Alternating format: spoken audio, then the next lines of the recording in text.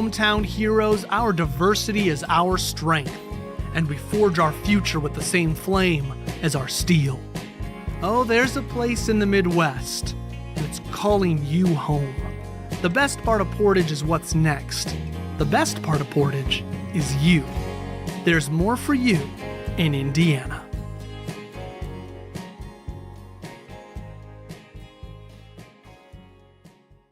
There's a place in the Midwest, 50 miles southeast of Chicago, nestled near the coast of Lake Michigan. It's a place driven by what's coming next, a place where industry is the lifeblood of its community, and its pulse is gritted with sand and steel, fire and smoke. It's a city building its future together, one business, one family, and one home at a time. This is a place for makers, doers, and dreamers. It's where the global marketplace meets hometown values, where Americana isn't just a tradition, it's a way of life. Here, your experience makes the difference. With access to railroads, major waterways, and 8 different highways, this is a place in motion, sending goods, services, and ideas not just across the state, but across the world. And when the work ends, the day's just beginning, with beaches like West Beach in the Indiana Dunes National Park, exciting hiking and biking trails like the Diana of the Dunes Dare or the BMX track, and local treasures and exciting festivals, you'll know you're in more than just a bedroom community. From veterans of foreign wars to hometown heroes, our diversity is our strength, and we forge our future with the same flame as our steel. Oh, there's a place in the Midwest, and it's calling you home. The best part of Portage is what's next. The best part of Portage is you. There's more for you in Indiana.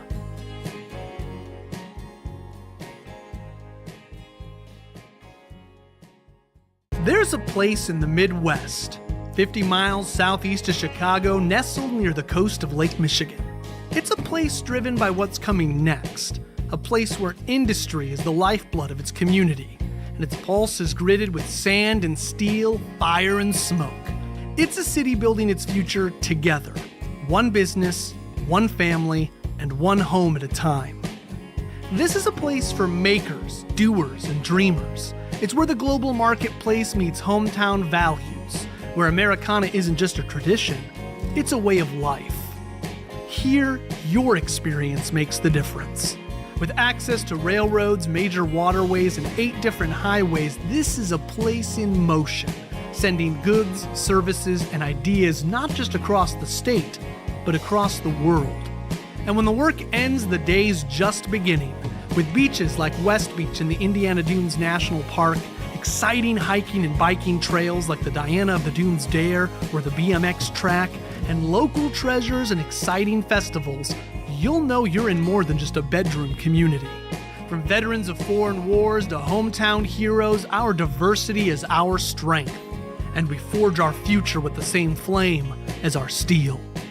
Oh, there's a place in the Midwest, and it's calling you home. The best part of Portage is what's next. The best part of Portage is you. There's more for you in Indiana.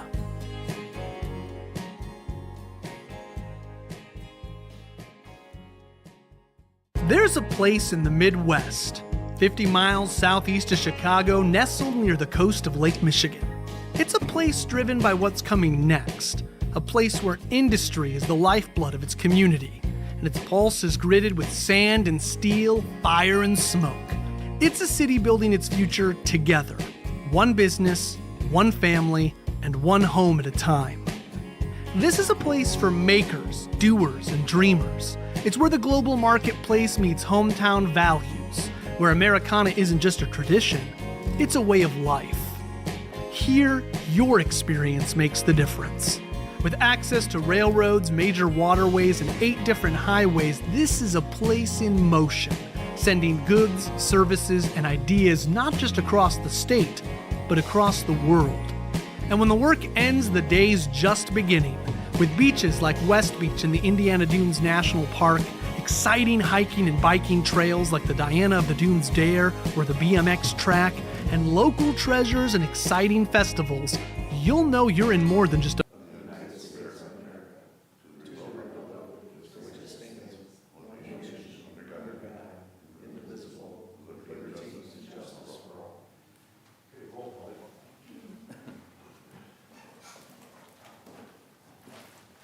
Mr. Jackson, Present. Mr. Little, Here. Mr. Simpson, Here. Mr. Fleming, Here. Ms. Lusko, Mr. Burhans, Mayor Bonta, Attorney Dogan. Here. Okay, move on to approval of minutes, last meeting. First of all. Zeke, are you back there? Yes. Okay, are we live? Yes. Thank you. Okay,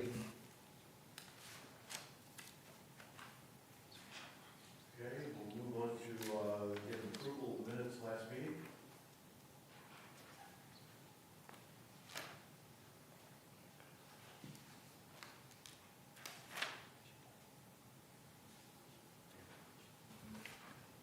Motion approved. I'll second.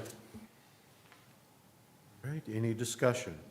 Yeah, I wasn't present at the last meeting, but I did read over the minutes, and I had an issue.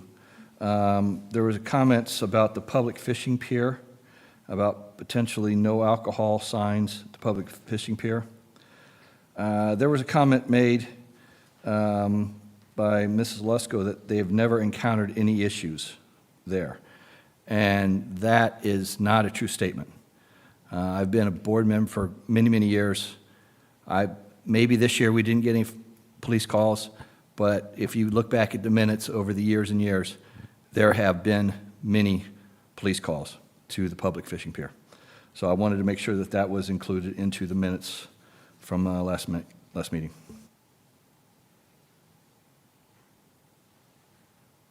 All right, are you saying the calls to the police were specific to alcohol? They were called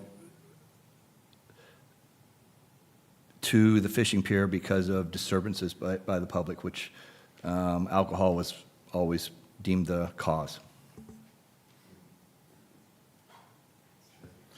Well, obviously, she did not report such, so I don't know the time frame on that, but she stated as such, and you have.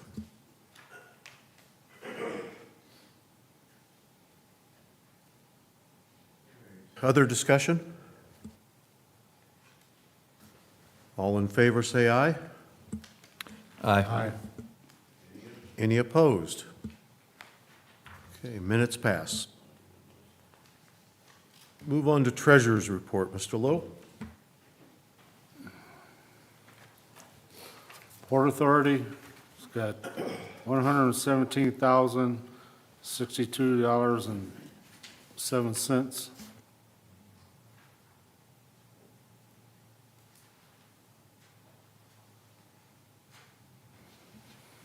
Marina got $174,833.93.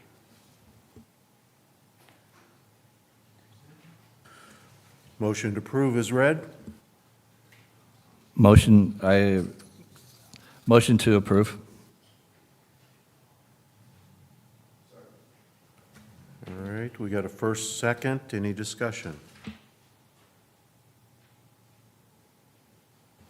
I think we've been discussing this. The current balance in the Marina Fund is obviously getting quite a bit lower. When are we expecting more money to be returned from the DNR?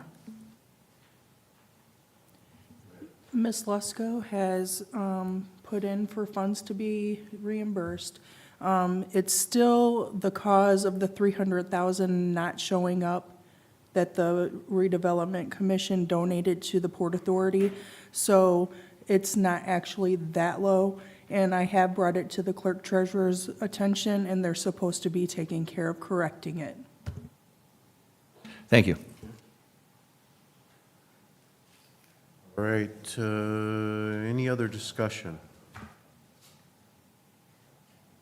Okay, all in favor of passing the treasurer's report as read? Aye. Aye. Any opposed? Okay, treasurer's report passes. Move on to claims.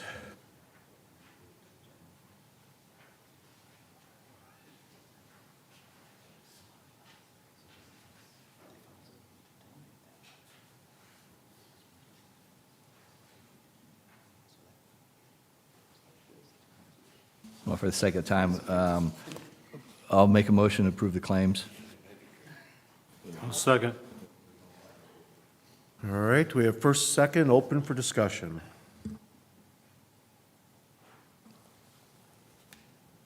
The question I had, I know we did approve it with South Shore removing the poles for $27,000. My question was, how did that fit in with our original budgeting for the project, for the removal of the poles? We can ask Matt to address that.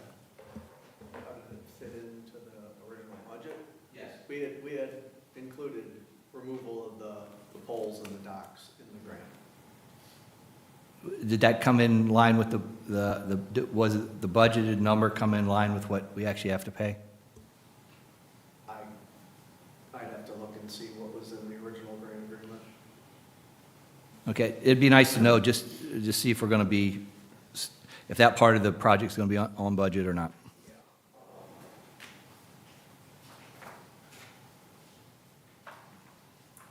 Tried to bring a lot of stuff tonight, so I may have it.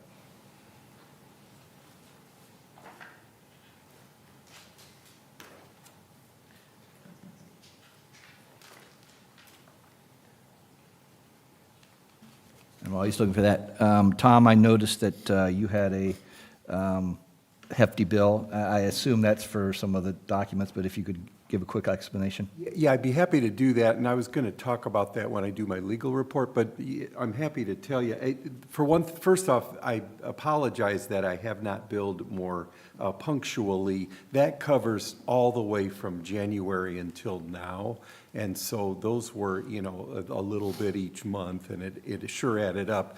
Most of that work is the quiet title action, which I can tell you about now, or I'll tell you about it in my legal report, but it's coming along very well finally. There are a numerous number of parcels involved, and then there were problems with the legal descriptions and the title company, and I went back and forth trying to get that straightened out and finally did. And now I'm contacting those parties, and I got one very large potential lien holder. It would have been $150,000 or $200,000 to sign off, which is great news. And so we got that done, and now the case has been filed. And so that most all of that bill has been the quiet title. Hopefully not much more, but we do have another potential lien holder. If they raise their interest, there could be more, that we'll have to work on, negotiate, litigate, et cetera. Hopefully not.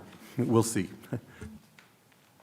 Thank you for that details. And I think, even though it's a hefty bill, I'm pretty sure we're within budget from what we had done. So it looked big, but overall, thank you.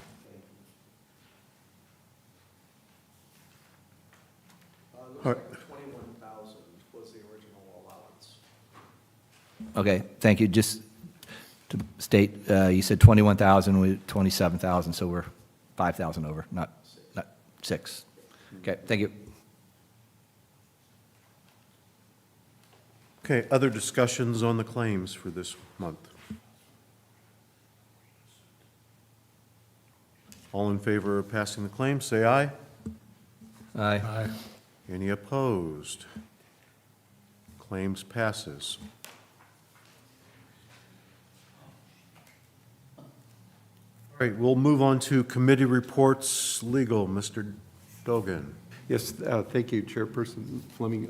First off, I wanted to talk about the quiet title, but I just did that. So secondly, though, I was tasked to answer the question, which is timely because Mr. Simpson brought it up, whether the Port Authority has the authority to pass a rule or regulation concerning the consumption of alcoholic beverages on the fishing pier. And so we did research that, and Indiana Code 81057 says it talks about our jurisdiction. The area of jurisdiction of a Port Authority shall include a facility that is owned or operated by the Port Authority, whether or not the facility is within the boundaries of the political subdivision or subdivisions that created the Port Authority. And Indiana Code 81058 says a Port Authority is an instrumentality of the state and shall have full power and authority, independent of any political subdivision, to do the following: purchase, contract, sell, lease, and operate docks, wharves, warehouses, piers, and other port, terminal, blah, blah, blah, blah, blah. So my short answer is yes, you do have that authority if you would wish to do so. If there are any questions, I can answer them. In fact, if you do pass a rule or regulation, I should have added one more thing, it must serve the public welfare. And the case of Carlson against Sweeney and DeVasia says that there is no absolute definition of public welfare so long as it fits within the obvious parameters of same. So you do have the authority.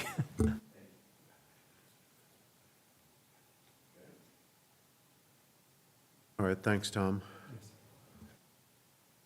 Any questions for Tom on this item? Yeah, back to what you were saying about going on with the quiet titles and everything like that. You got any type of sense on, are we talking months or Well, more, several months or a year?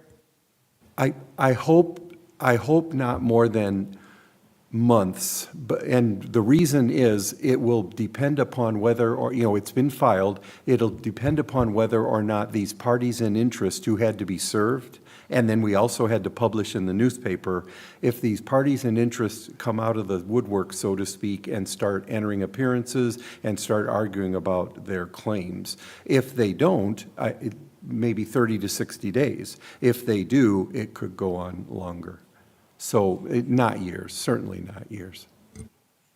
And if they do come back and claim, is that something they would come to the Port Authority for, or No, is it? it would be in the lawsuit. It would be, they would file a claim in the lawsuit that I filed on behalf of the Port Authority, and then I would argue against those claims. I believe all these claims are extinguished, but sometimes they can argue that the deed that was issued wasn't issued properly, the proper steps weren't taken, things like that. And so normally, they're not able to do this, but you never know. Thank you. Anything else, Tom? No, sir, that concludes. Thank you. Marina Facility, Barb again's not here. She did give a statement. I'll read that in. And as of November 14th, invoices for 2025 have been mailed out with deposits due by December 31st. All the water has been shut off. Restrooms are closed. The USACE dredging has begun. The contractor doing the dredging is King Company out of Holland, Michigan. They estimate a timeline of 2 weeks to dredge. The barge was put in the water on November 4th. Seawall repairs have been completed by DK and inspected by Abbenmarsh and the marina personnel. You should all have a copy of the repairs made, including photos and the final punch list meeting summary. That's all she states this month. Anything else to add or comments? All right, we'll move on. Well, safety, and Dave is not here. Any concerns by anyone regarding safety?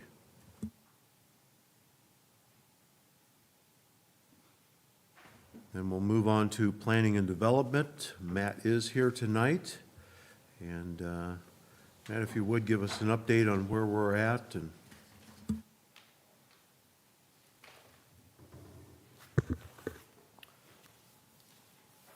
So a couple updates for you, as Barb alluded in her, sorry, I'm mixed up. In her report, the seawall is complete, the seawall work is complete. We'll be monitoring that over the next probably year. We'll go out quarterly and take a look and make sure that the jet filters are still operating properly and we don't have any more differential settlement in the seawall areas.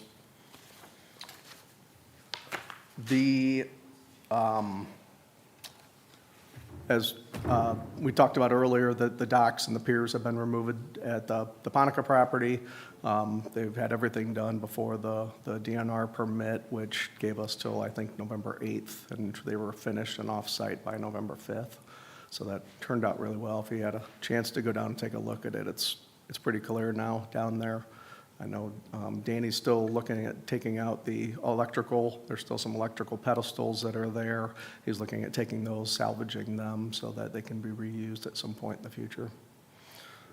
The fishing pier, the fabrication is complete, so we're just waiting on taking delivery of it, and then we'll be setting up with Trail Source on mobilization.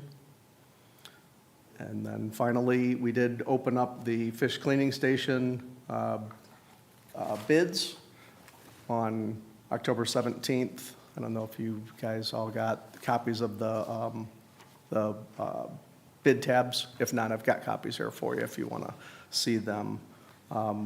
The low bid was Hassey Construction at $761,337. And we are recommending that, that the board take that as the lowest and most responsive bidder.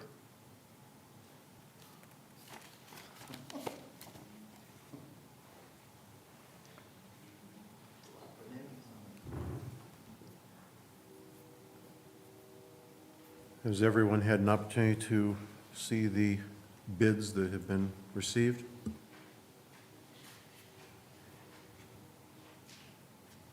Again, with that, that is the lowest bid received. And the objective here is to get that bid approved so we can move forward with the work that can be performed in the period of months ahead. And Matt did share with me, and I shared back with you guys, there is some items that will take some substantial time for materials to come in.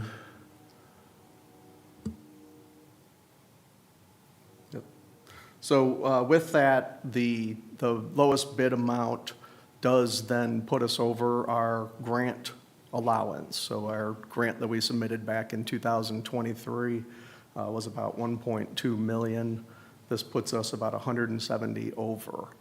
So we're also recommending that we reach out to the DNR. I've reached out to the DNR to see about if there's additional funds. There is a process and procedure because of the inflation, how it's happened. This isn't uncommon for them.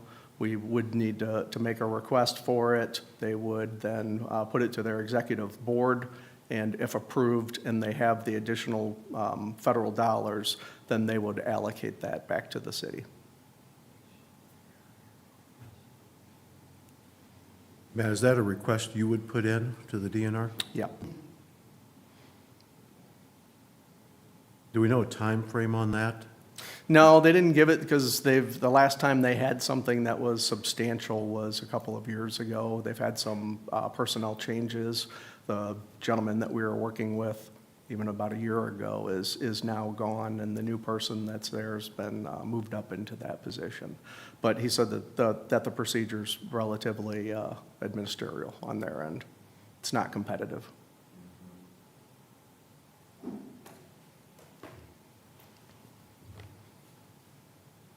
Does this bid encompass everything foreseen to complete the project? Yes.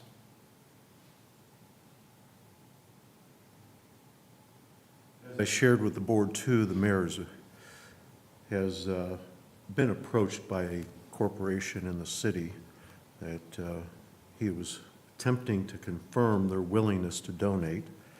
As I also shared with the board many months back, I have one commitment from one of the major mills in the area. I was going to begin that campaign though for phase 3 and 4.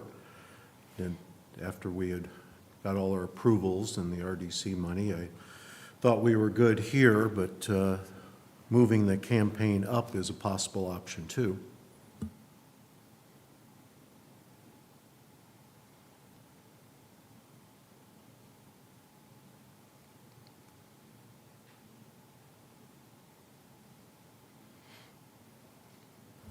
Anyone want to make a motion on this to approve the Hassey bid and then open up for discussion?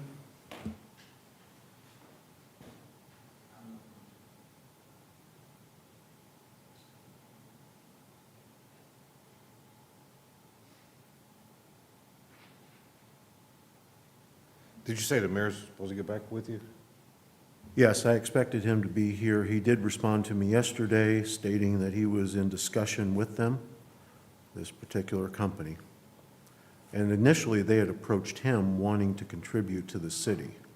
So he thought diverting that to this project would be a potential objective.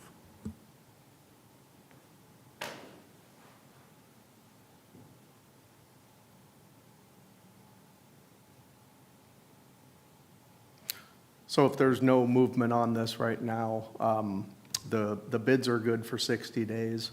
So we do have another time we could have another meeting or a special meeting if you guys so desire to take this up. Do we know the timeline on that? Do you have a date? I mean, will We it fit opened the within our bids- next meeting? Yeah, we opened the bids up on the 17th, so we'd have 60 days, so that would put us, you would still be okay for your December meeting. We should be, okay. Matt, a question for you. Have we looked at possibly changing the scope of the project to reduce the funds? Based on the drawings that you've proposed, this building is 520 square feet. And looking at other fish cleaning stations around the area, Marina Shores, right across the water from us, is 224 square feet. So the proposed one that you have is well over 100,000, well over 100% larger Right. than what we have here. So is it possible if we reduce the footage, could we get some cost savings from that as well? There is, by moving forward with HASI, it then allows us to start moving into value engineering. We can look to them to ask them, there is some structural steel that's in there for the roofing. They may have some options by reducing it that would end up shortening up some of the steel, maybe some of the foundations as well. There's some stacked stone in there that might be able to be value engineered or changed out with another product. But until we move forward with a contractor, we cannot open those negotiations because someone else could be cheaper by another alternate at that point.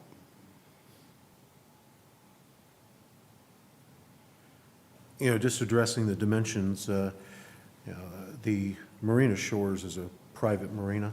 This is public. That was the purpose of the size and scope of this.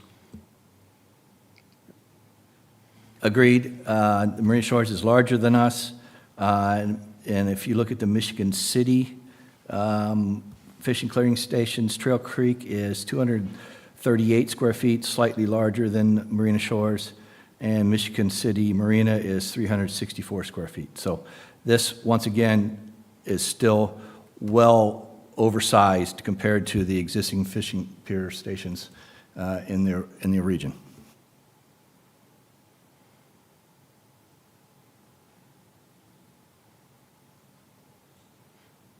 It could be factored in. You know, as Matt said, negotiation with the contractor is one of those possible options that has to occur, but the board has to approve first that this is the contractor to move forward. With that, we either get a motion on the floor or we move to the December meeting.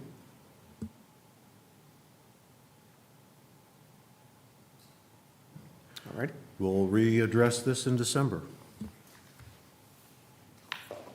One other question I did have, I was wondering the timing of this. I received an email at 4:03, 2 hours before the meeting started, that had this information.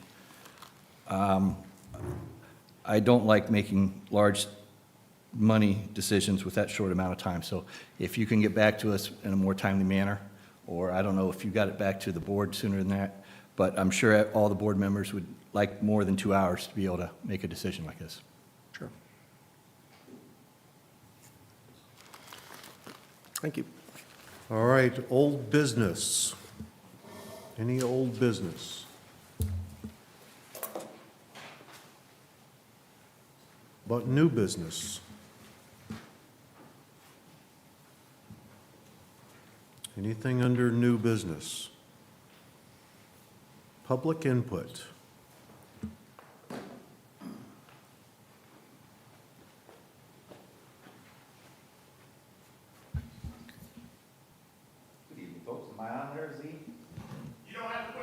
All right, don't push the button. Sorry, man, I always forget.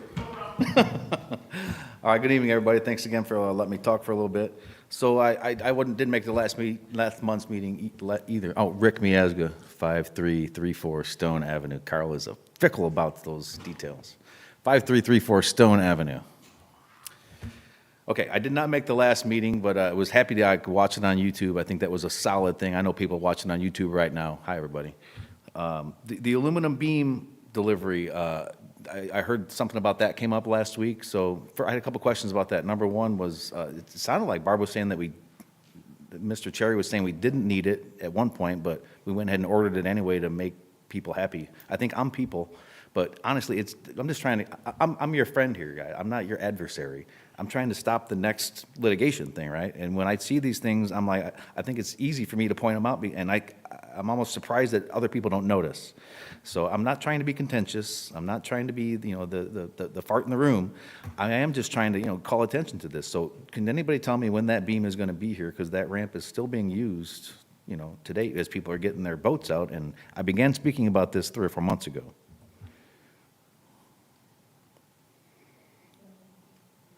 Yeah, I don't think anybody here is going to be able to answer that, and obviously Barb is not. Mr. Cherry's comment said that he felt that it was fine, but recommended the resolution to avoid any further issue. What is Mr. Cherry's position with the city? Don't know his title, but he's over the planning department. Is he the building planning department? department. The planning department? Yeah. I disagree with him wholeheartedly that it's fine how it is. I mean, I think I brought visual aids last time. I gave one to you and the mayor. 16 on-center spacing is minimal for a subfloor on a 5/4-inch deck board. This is not my opinion. There's people in this building that should be able to tell you that, and that's part of the reason why I get frustrated, and I just keep coming back, and I keep saying the same stuff. But it's not that it's to Well, make me If happy. you recall, the mayor made recommendation that Mr. Cherry would approach this. Okay, yes, And I do he recall did. that.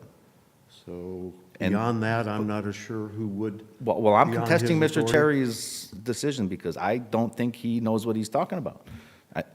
So I apologize, but I'd like to see it looked into again. And I'll be back next month and we can talk about it again. Noted, and the beam is on order. Do we know an expected delivery date? Again, I do not. Okay. Okay, what is the progress on our full rebuild with getting a loan or was my understanding that we were talking about, going to Horizon Bank and getting $3.5 million and maybe start removing docks this year to start rebuilding our decrepit marina immediately?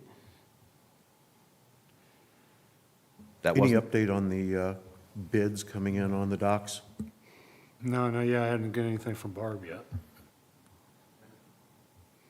So dock replacement is out to bid, okay, and we have to put our plan and presentation before Okay. Horizon Bank. okay, and I'm excited to hear about We this. don't have a timeline. Okay. So when we get the dock bids done, I think we went out to 3 different people, if I remember correctly? But only one of them, correct me if I'm wrong, I think there was 3 different people that bid on the pier reconstruction? But there's only one of them that these new piers that we ordered to fix some of the old really bad stuff will snap into, right? The one that will fit right into, I forget, there's one out of Indy, one out of Michigan, I forget where the third one's from, but there's only one system that will receive I think it was $80,000 worth of finger piers that we just bought that are still on back order, that we think we bought them around June. The finger piers were ordered with the contention that they would adapt to whatever dock we purchased. Whatever, Doc? Okay, I misunderstood. I That thought, was my discussion and understanding. okay, it was- That, and they could also be, if we went with a different company, the piers that we remove could be used on the other older docks as well. okay, so this $80,000 isn't just going into the wind if one of the 3 people isn't the person that's the preferred. Okay, that's, Yeah, that was part of our discussions, that we weren't okay. wasting money. And I appreciate your candor. I'm just, these are things that I pick up on, and I'm happy to come here just to get clarification. But obviously, we learned tonight that, we haven't put a shovel in the ground yet, and our fish cleaning station is over budget. I find it a little ironic that if a corporation locally is coming to the city saying, we'd like to donate money to the city, that the mayor would want to divert towards this project versus, the $3.5 million that we haven't borrowed a dollar against yet. I find that a little alarming, that they would, he would try to divert that to cover this addition. But, I'm going to let you guys do your work, but it's a little hard to swallow when, we have a $3.5 million, issue, waiting in the bank, and we're going to build a 300,000 ball, now 420,000, if this goes through. So I find it a little alarming, and I wanted to put in the notes. So, all right, well, that's all I have to say. All right, noted. Thank you. Thank you, gentlemen. Thank you. Any other public input? Would also state your name and address. Hi, my name is Fred Sansoni. My address is 16101 Kensington Avenue in Tinley Park, Illinois. I have been a renter on K5 dock now for 5 seasons, and I just want to let you know, first of all, if you think I'm not serious about coming here to speak my 2 cents worth, I drove 50 miles in bumper-to-bumper traffic in the pouring rain. You know, it's not fun on a work night, okay? So, just to let you know that. For 5 seasons, I have made the marina aware of the finger dock that I'm on is unstable condition. I've been told several times it will be repaired. I'm a reasonably patient man, but my patience has kind of reached its end. A couple of weeks ago, last month or so, we were on a cruise to New Buffalo. When we got back to the marina, it was dark. A couple of guys, one guy got off the boat to go down to the middle of the pier, grab a line and help secure it. As he stepped back and pulled the line, the pier went like that and threw him in the water head first.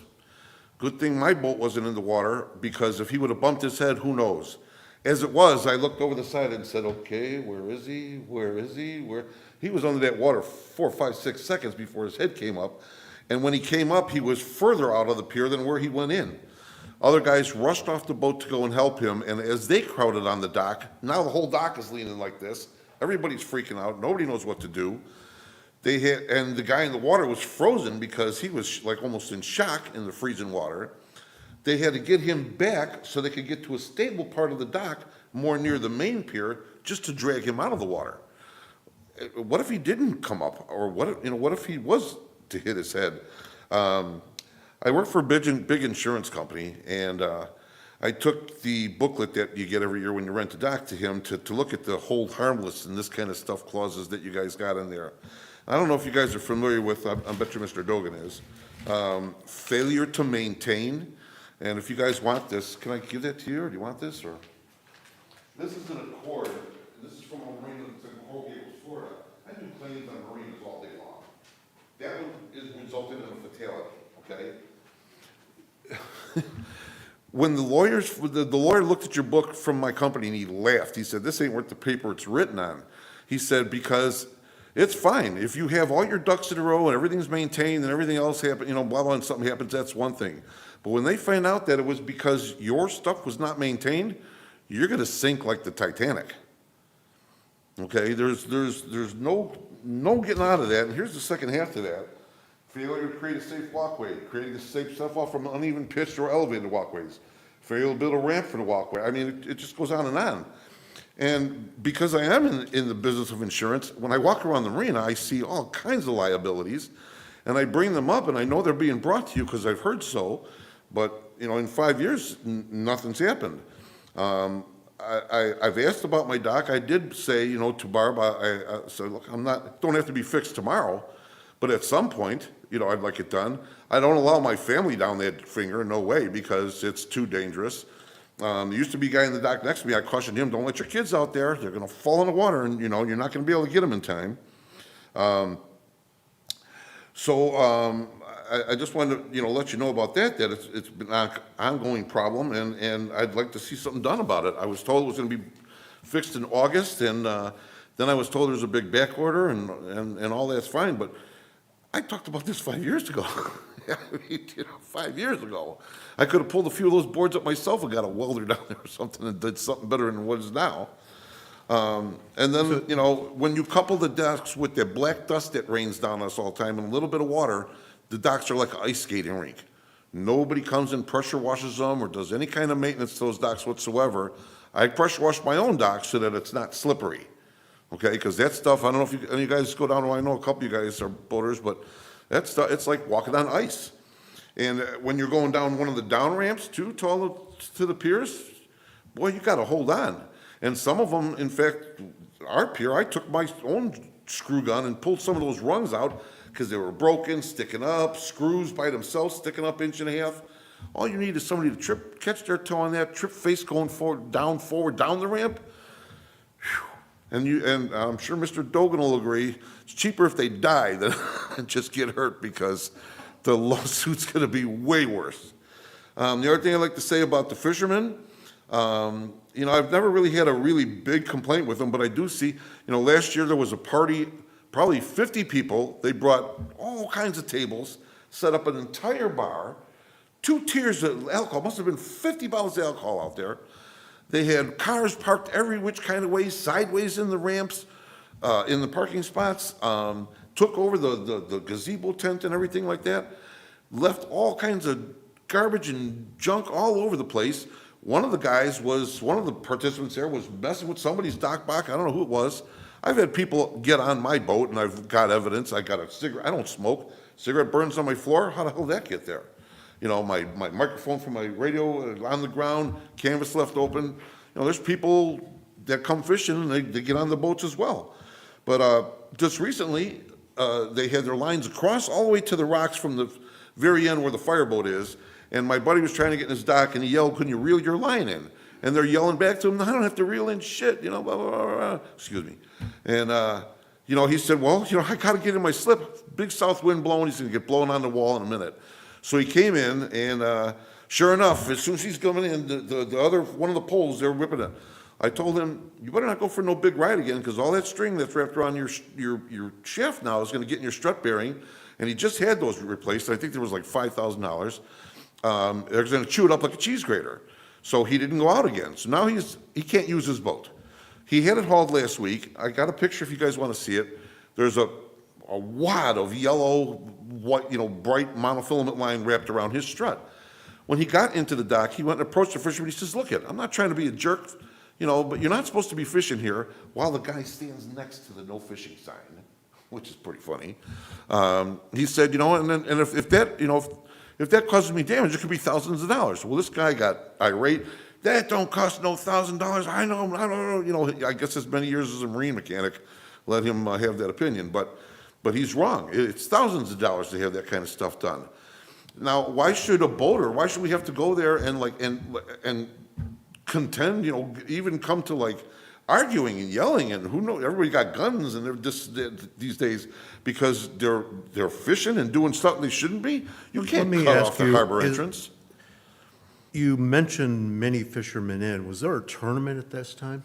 No, there's no tournament. That was a family party that I witnessed. And the fishermen come, the one guy comes with a van. He don't park in the thing this way. He parks in there sideways to open his side door so that he can access all his stuff while he fishes. Let me ask, Tom, is there anything you recommend with this particular issue of a line across the water? You can do almost anything that's within, you know, safety, health, you know, issues, yes. But you need to remember you have a constrained budget. You don't have unlimited funds to make a marina completely accident-proof. That's impossible to do. But sure, you can pass regulations or you can put up safety devices of any sort that you want to. I think a problem you're going to run into, though, is limited funds. You can't make a marina accident-proof. And that would be policing this area that's being identified as a no fishing area where this line was extended. Oh, you absolutely have the right to do that. If that So was we the could at least question, you have the police right that to do that. or I mean, I've seen a guy identify pull that the as not no allowed. fishing sign out of the ground and throw it in the river. You know, so. That sounds like an enforcement issue. So did we call the DNR or the police, or did we even complain to the marina manager so that someone could walk out there and say, "Sir, you can't be doing this"? A lot of this stuff happens way after hours. There's no marina manager there at that point. You know, so that's kind of tough, you know, and I'm telling you, a lot of the fishermen, they're ready to argue. They don't care. So I've do seen you them have throw a the- recommendation for your issue here? Do I? I don't know how to keep the fishermen off the end there. I really don't, you know, I mean, you know, without keeping them, you know, to the other side of the gate. Do you want to have a gate with a key that only the boaters can get in there, you know? I mean, that's what it says, all the signs say when you come to the marina, you know, no fishermen beyond this point, or no fishing beyond this point, or whatever it says. You know, and those, sometimes there's 7, 8, 9, 10 fishermen there. Can I also say that we don't have a frequency of this problem, but we have a issue that occurred? Well, I think part of the problem of reporting frequencies or something like that, I don't know who your TV provider is. I have Comcast. I have trouble with them all the time. But I don't call and report it because I'm so sick of being on the phone for 45 minutes with someone that barely understands English or whatever, and so you don't report it. It goes on and on and on, and it doesn't get reported because you just feel like it's just a big waste of time because nobody's gonna do nothing about it anyway. So I think a lot of that goes on. I hear a lot of complaining and I see a lot of stuff. I pick up the garbage myself, after they've been fishing, all night, kick the dirt from the worm thing in the water or whatever. I think we've all done the same, and, I'm sure. if you have a phone number that works for Comcast, I'd love to have it. Yeah, I don't. Okay. Does the board have any recommendations for this issue? We're not going to be able to police everything. Signage obviously is applicable in given areas and should be abided to. This has come up over the years that I've been a board member, and it's always been said they should call the office. And when the office is called, the office is supposed to be able to call the police. We've had the police chief here before. He said, don't ever approach anybody, call us first. So if there's nobody at the office, then he suggested, call the police. And that's been part of the minutes in the past as well, so. Well, this last altercation with the guy getting wrapped around the propeller, that's what I said. I said, Rick, why don't you just call the police? And the guy got, go ahead, call the police. I don't give it, I don't care. That's no threat. If you'd like legal input there, he will care when they arrive. And so, I mean, Sure. that's like saying it's just, anarchy. It's not anarchy. The police will take care of the problem. Another suggestion I would maybe have is maybe stronger signage. In Florida, for instance, it will say enforced, dash enforced by city ordinance or something like that. And that does tend to scare people. Yeah, well, if you arrest or fine a couple of them, that word gets out real quick, just like a speed trip, they won't know to go there no more, but right now, it's just do as they want to do, and that's all the time, and I've seen many arguments between, hey, can you move your car where it belongs? We want to park, by our boat, so. I'm going to speak to Barbara in regards to frequency. Carl brought up earlier the alcohol in the pier, and I want to know if there is an actual frequency issue here that we need to contend with, and could signage be a solution, or, put the police number up there so they have a number to call. That's what I was thinking. Or cameras, or something that can help us and support back to a resolution. Right, it's just a matter of time before something gets escalated and somebody gets hurt. And I see Agreed, and arguments nobody wants that. all the and, time. We're trying to accommodate every boater in there that has a great experience, and that's a challenge. It is, indeed, I agree with that. But, like I said, I haven't really voiced my much opinion about that. I'm not a fisherman, everybody, should be allowed to, but do it in a responsible manner and where it's okay to do it, Understand, and I want to go back to it's K5 as your I'm on slip, K5 and you're dock, yes. speaking specifically of the ramp. Well, Or not you the main dock, speaking but of the finger dock pier, that goes the out. finger pier, okay, that's what I Yeah, thought. that's like a teeter And is totter. that part of our replacement? I thought so. Well, I've been talking about it for for 5 years. Does anyone have any update on that order?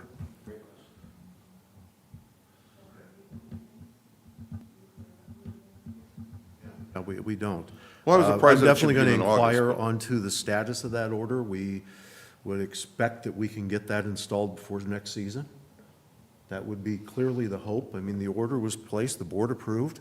That's been months ago. I think it was June with a 9-month lead time, if I remember correctly. Back to the fishing pier at Marina. They go into where you guys park too, right? With the cars. Absolutely, absolutely. Then one time, I don't know, talking to Barb that day, she wanted to order gates where just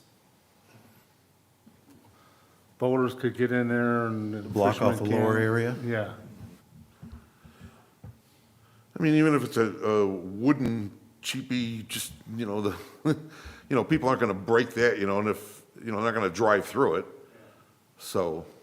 I think that also goes back to a frequency as to how often is that lot full? And you guys may know better than I do, but I believe that was part of the discussion of, You know, there are events such as holiday weekends that the lot's full, Yeah. you know? That happens every marina. That's true, but it also sometimes happens where the lot's not full, but they're like, you know, the premium spots, you know, like wherever they want to fish. I've seen them park where they designated now is only for like the fire department. You know, there's 2 spots there at the very north end, they park there. If I may, I mean, given the fact that we're, throwing out 1.3 for an alternative spot, I think better security at our marina with our rates going up is a great idea. I know that over the years, we have looked at it. The marina was originally designed that there is an area there we could put it in. It's always been somewhat cost prohibitive, but we can definitely take a look at it and Yeah. look at it budget-wise, along with all these other things. Well, Yeah, again, part of the discussion there, I recall, is that we are a public facility, so that become part of what can we restrict. and where, right, I get it. Well, thank you for your time, gentlemen. I don't know if you want this page 2 to go with that. Yeah, please give us that, and obviously, you brought some issues for further consideration and discussion, and I expect that your finger pier will be replaced before your season. Well, that'd be great. I don't know how that ties in with tearing it up again to replace it all, but that's not my thing to worry about right now, I guess, you know, but, yeah, I just, you know, when this guy fell in the water, I mean, it really scared the bejeebus out of us all. He could have easily went under the dock or under the other guy's boat, and he'd be gone. Okay, thank you. Thank you. Enjoy your drive back. One question for you. Sure. You provide us with some documents here. I see you have blackened quite a bit of it out. Is it something that we can scan in and make it part of our record? Or is that not something that we should do? I just blackened out because it's like the agency, you know, it's the. You redacted. Yeah, there's nothing there, yeah. You can So scan that. with your redactions, we're allowed to put it in part of our record? Absolutely. Thank you. 100%. All right, with that, then I'll ask for a motion to adjourn.